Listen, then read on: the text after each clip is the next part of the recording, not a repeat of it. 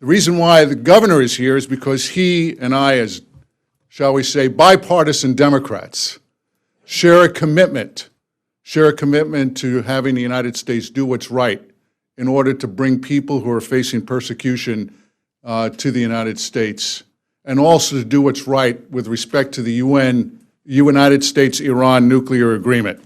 Howard, thank you very much.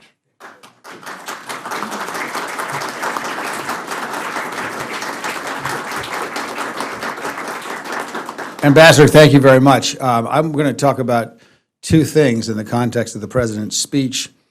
The first is the negotiations, and the second is the problem of the 3,000 political dissidents and refugees in Camp Liberty. The President spoke about negotiating with Iran last night. I support the President's willingness to negotiate. What I don't support, however, is any cynicism in those negotiations.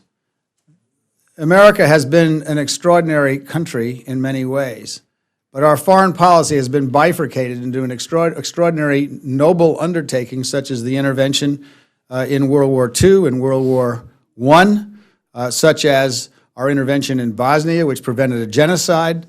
We have done a great many things of which we should be very proud of in our history. We have also done some things that not only should we be ashamed of, and I think we are, but that have harmed us greatly. Things like intervening in Chile and killing a democratically elected president, Allende, which turned out to come back and bite us. Things like, for example, having a hand in deposing the only democratic leader in the history of Iran, Mossadegh, in 1953. We would not be in the situation we're in today in Iran had we not done that. There is a history of nobility in American foreign policy, but there's also a history of cynicism. And the problem is that we must have these negotiations with nobility and not cynicism. We have in the past, secretaries of state have in the past, for example, negotiated and visited with Argentina while the junta were pushing people out the doors of planes at 30,000 feet and stealing their children and having them adopted. That is not the kind of United States we want to see at the table in Iran. The facts are these. Nick Burns, who's probably one of the most respected people in foreign policy alive today, recently said that the Iranian government, we now know the Iranian government is supplying IEDs to the Afghan Taliban, which is killing American soldiers.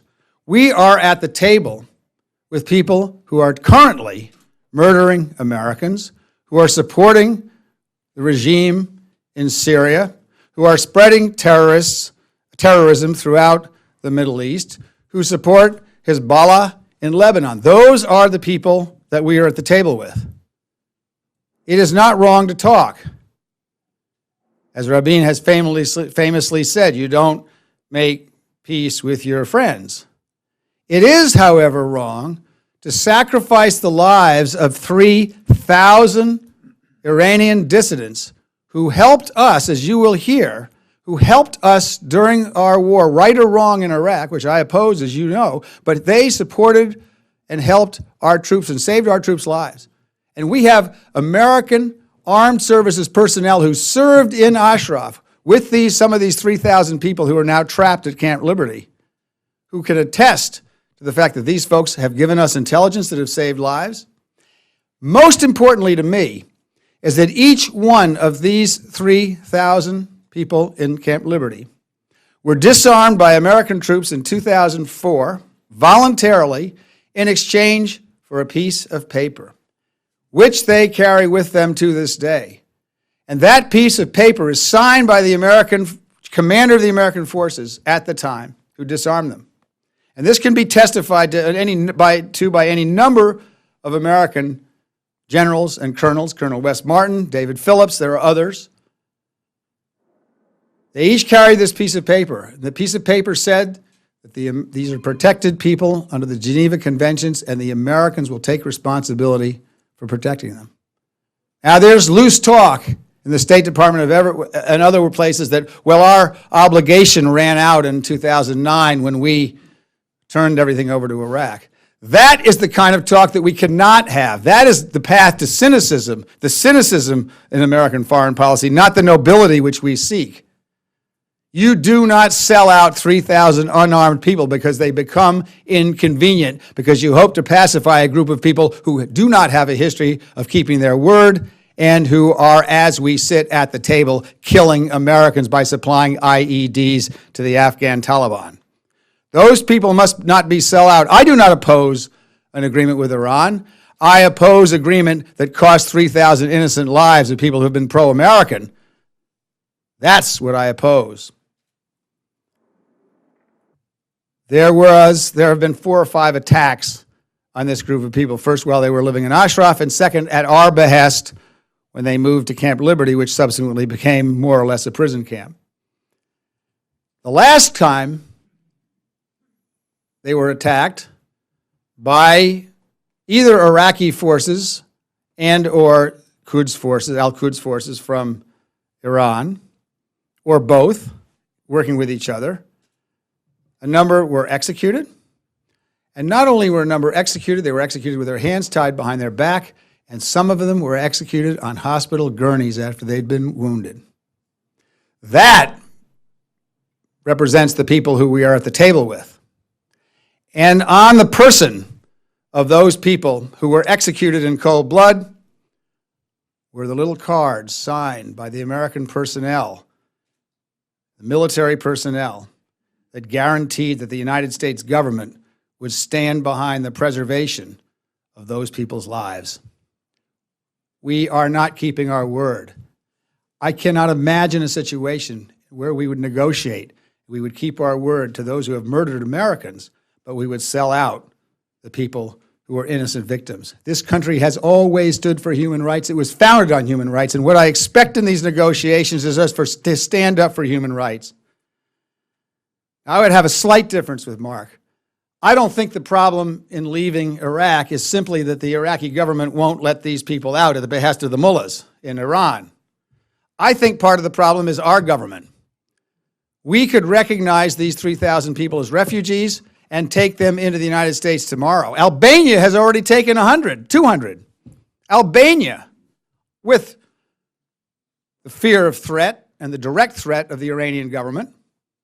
Romania is considering taking, although they're now being threatened by the Iranian government. These are the people we're negotiating with, right? The Iranian government.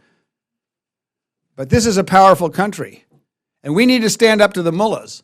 And if the mullahs today are going to break off these negotiations because we took 3,000 refugees into this country, then these are not the people we ought to be negotiating, because if they'll kill the negotiations over that, they're most likely going to kill the negotiations as soon as they get out from under the economic problems the sanctions are causing them and get what they want.